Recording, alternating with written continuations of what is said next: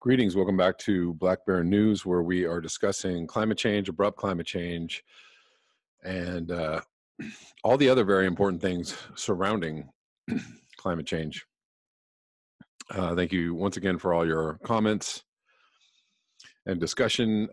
Just want to clarify, yesterday when I was talking about people talking about racism or sexism on my timelines, I wasn't trying to make it seem like that wasn't a good thing to be talking about. It totally is, because those things harm people. However, also in social media and in the news and in other places, sometimes the social justice issues can be used in ways that are a little more nefarious and maybe not really helpful, actually. So that was my only qualm yesterday, was that, the conversation is happening. Conversations around these things are happening. I don't know if necessarily all the conversations are helpful, but it's all a process. And again, the conversation around climate change is a process. Not everything is going to be the greatest idea or the magic bullet or the thing that inspires everyone to suddenly change themselves and create a better world. I mean, truly, that's really what it would take. I mean, if we were going to save ourselves or fight this thing called the sixth mass extinction, if we were going to really make any kind of an impact at all, it's actually less about the physical things that we do and more about transforming ourselves, the internal things that we do. And maybe all those things coalesce at some point, but I mean, we need not just a massive overhaul of our system, our monetary system, and the entire industrial civilization that we live in, but we need a massive overhaul of how human beings operate. We need to demand better of ourselves and of others, and then do the things necessary in order to make that happen. And that's all on all fronts: climate change, racism, sexism, misogyny, et cetera, white supremacy. All those things require that people become better humans. Lots of people don't think that's possible, and other people have a big old pipe just stuffed with hopium. I'm one of those people.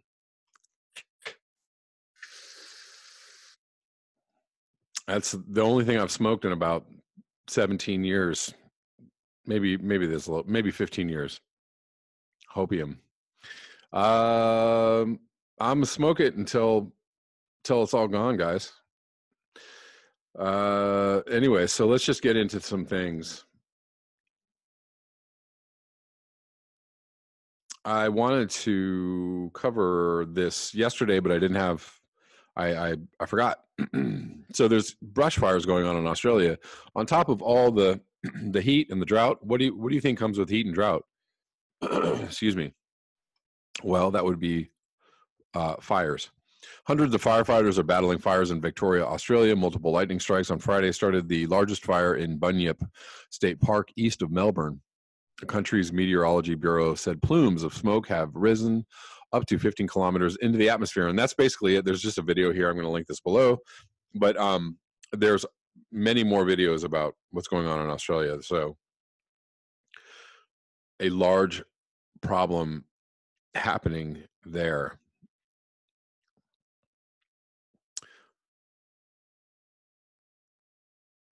And so somebody just sent me, I think it was Christopher, just sent me this link. Had no idea this was going on. This is happening in California. Extreme tidal surges could wreck this California coastal town. And this is a link to a video.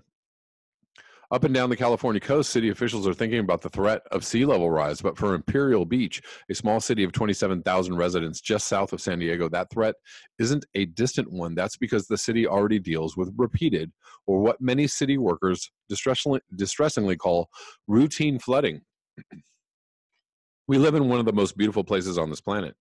says Imperial Beach resident Sean Gould, as ocean water filled the garage under his condo. A year ago, Gould and his wife decided to move into a beachfront property in Imperial Beach. Now they're getting used to putting sandbags around their home. The ocean is going to win, he says, sipping from his morning coffee on the steps of his back porch as he waited out the flood, which would subside hours later. The flooding near Gould's home was caused by this January's king tide. And this is happening in Hawaii. This is happening in Florida. Those are the places I can think of right now. I believe other places, maybe it's happening in the Carolinas, possibly. King tides happen once or twice a year because of a specific alignment of the sun, the earth, and the moon. But because of rising sea levels, they're now getting noticeably worse, causing residents to confront a problem that will soon be widespread. The elevation of Imperial Beach is just that low relative to sea level, and so they're at the front line, said Mark Merrifield at the Scripps Institute of Oceanography in La Jolla. Researchers at Scripps are studying the king tide in Imperial Beach because they say it may provide a model for other cities along the coast that will very soon be facing the same thing. Imperial Beach provides a laboratory to study this effect.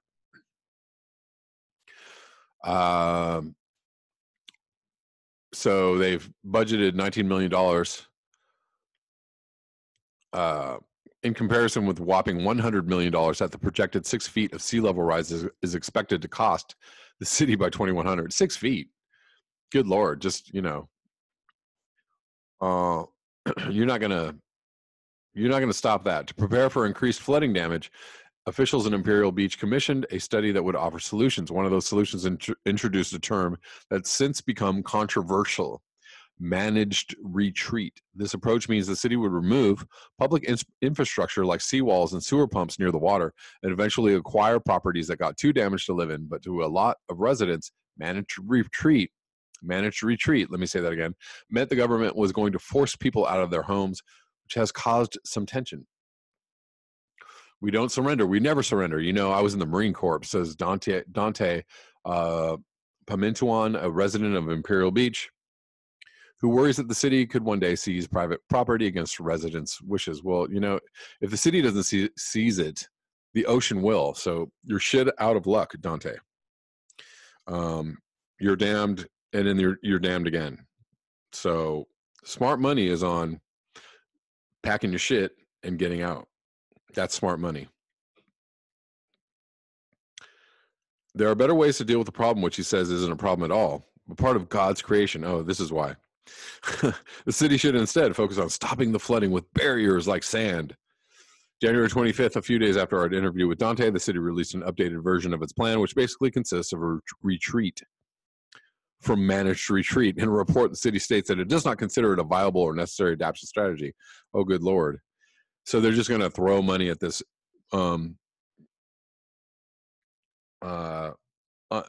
insurmountable problem. Instead, the city will stick to its current strategy of adding sand to the beach, keeping up existing shoreline protections. Okay, great.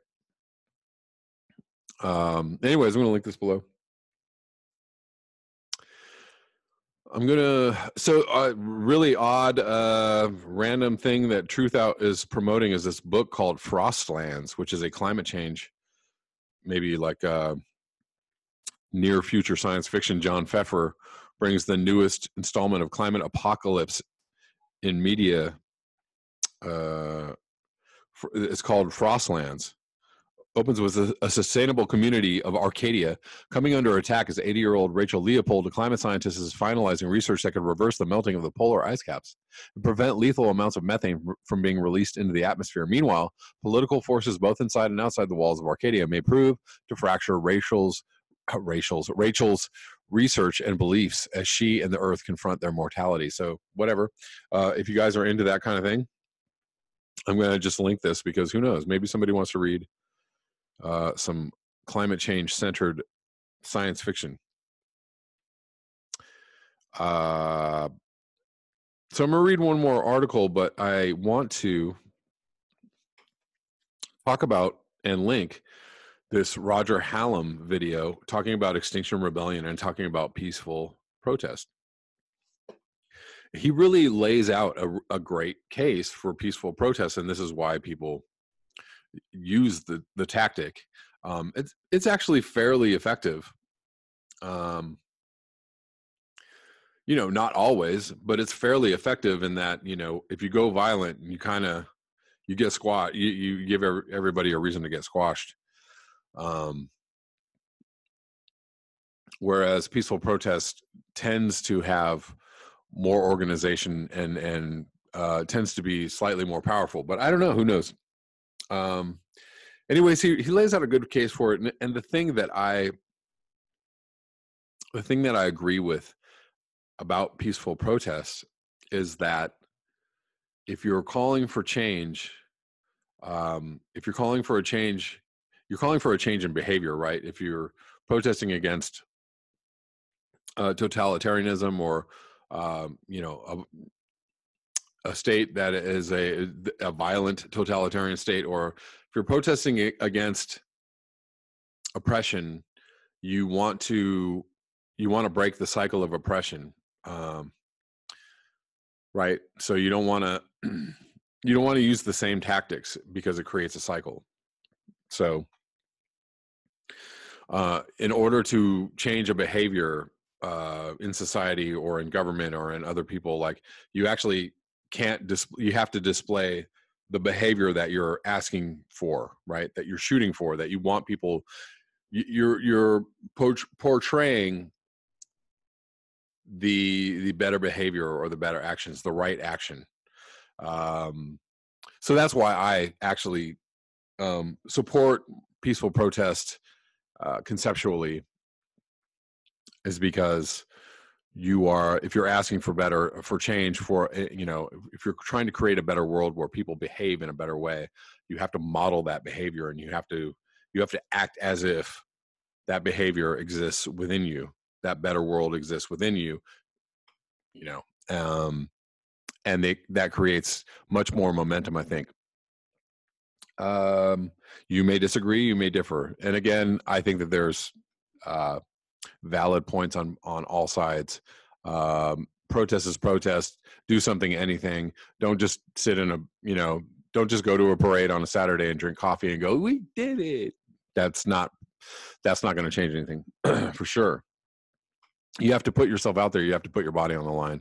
You have to disturb the peace. You have to shut down business as usual in some way or fashion, some form or fashion, peacefully or violently, whatever way it might be. That's how you create some kind of pressure for the powers that be. Anyways, I'm going to link this video. It's a great video. And, I have to say that, I have a few climate change heroes. Obviously, Guy McPherson's one of them. Darja Mail is another. I really admire Kevin Anderson. But right now, at the top of the list of my climate change heroes, it's got to be Roger Hallam. I just love the way he thinks. I love the way he puts things together. He's exceptionally logical. And I watched the climate change talk he did, the video I linked a few months ago. I probably watched that like at least 5 or 6 times, because he just was so good at presenting the evidence.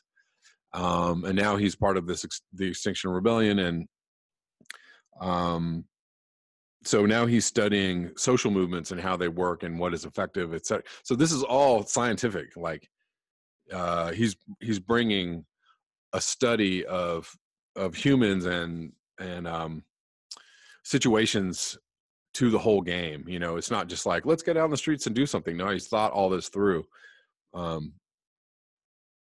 Just crazy admirable. So anyways, I hope you guys enjoy that video. And I'm going to read this article from Darja Mail and Barbara Cecil from Truth Out, entitled Rethink Activism in the Face of Catastrophic Biological Collapse.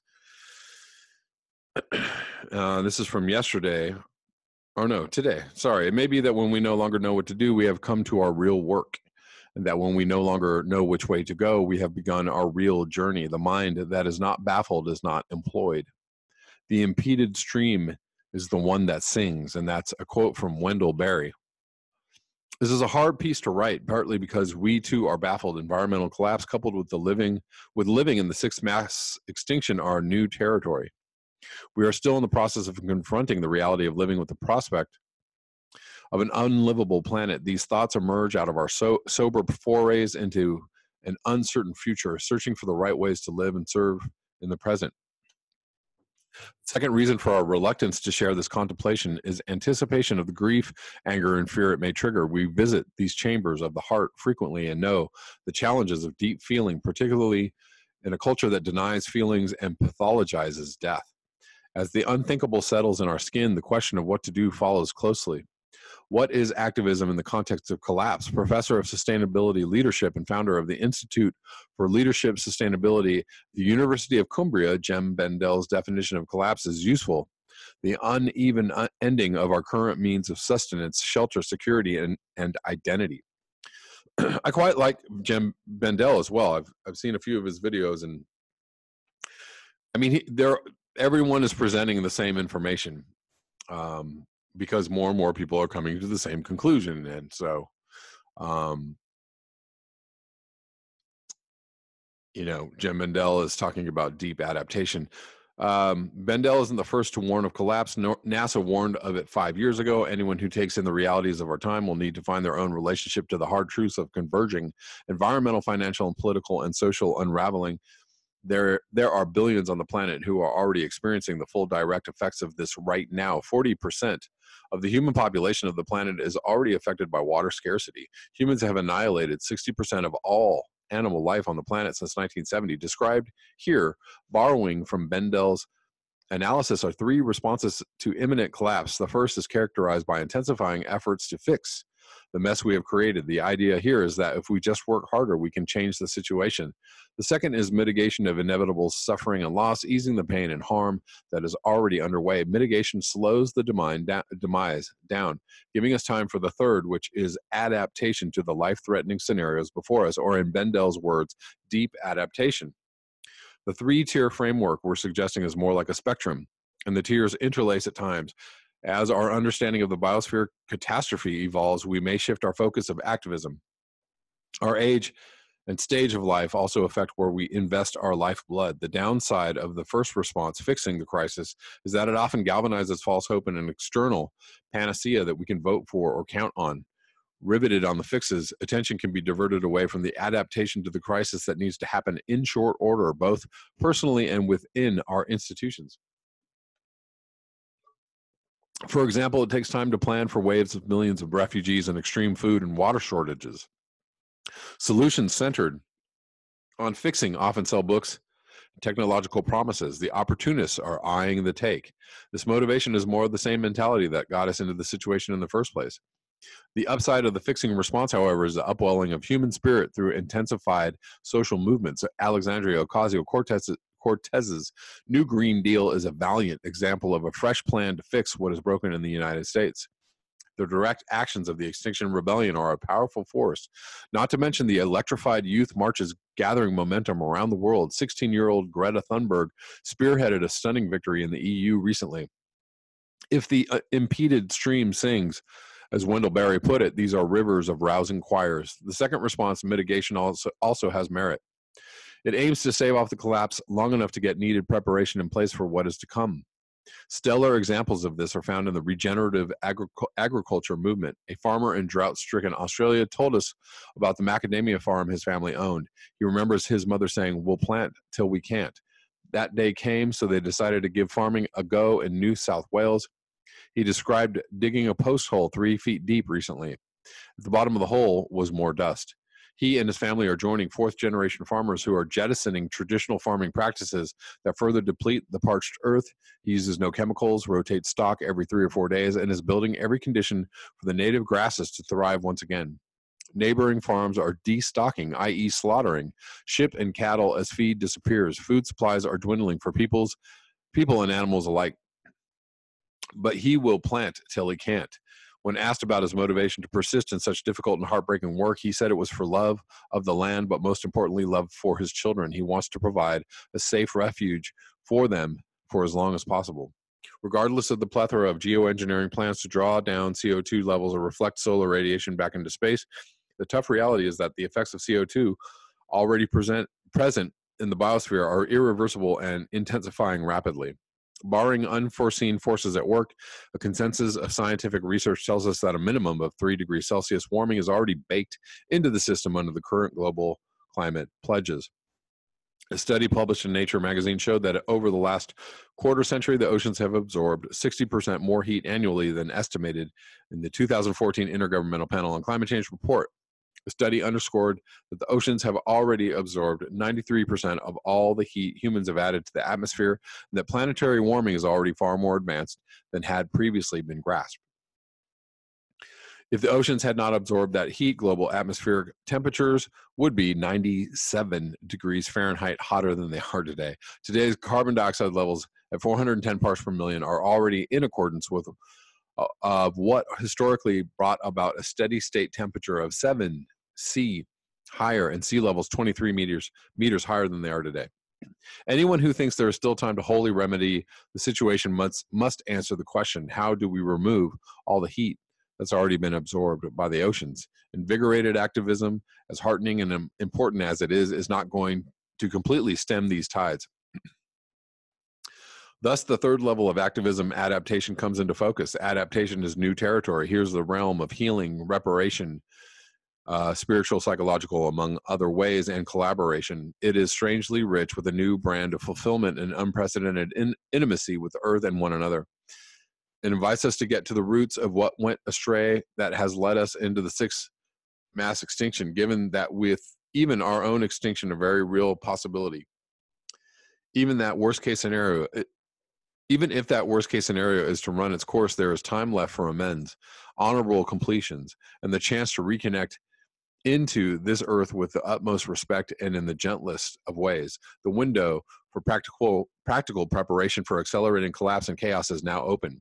Hope is not the conviction that something will turn out well, Czech dissident, writer, and statesman Václav Havel said, but there's certainty that something is worth doing no matter how it turns out. Here are a few stories about adaptation to give a feel for actions that flow out of this type of hope, a hope that includes a hard-won acceptance of the very real possibility of impending collapse.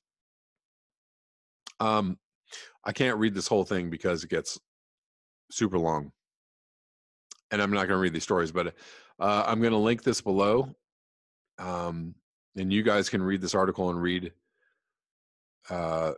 these stories. Maybe I'll skip to the end and see what is going on here.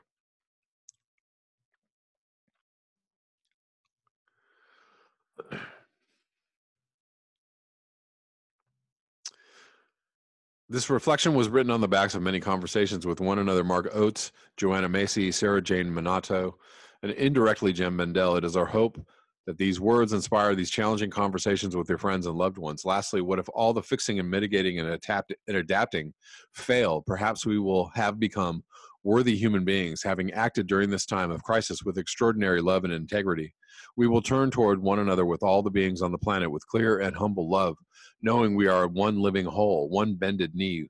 We will weep in abject gratitude for the gift of life itself entrusted to us. In this profound meaning and purpose, perhaps the singing of the impeded stream is in the end enough. And I'm glad I read that last paragraph, because that is the point of action, and that is the point of attempting to overhaul the human species, probably in a failed attempt. But if we even get 10% better or 20% better, or maybe 5% better on the whole, if people wake up to the reality of existence as it could be in our final days, in our final years or weeks, then that's worth it. I guess maybe it's just honor.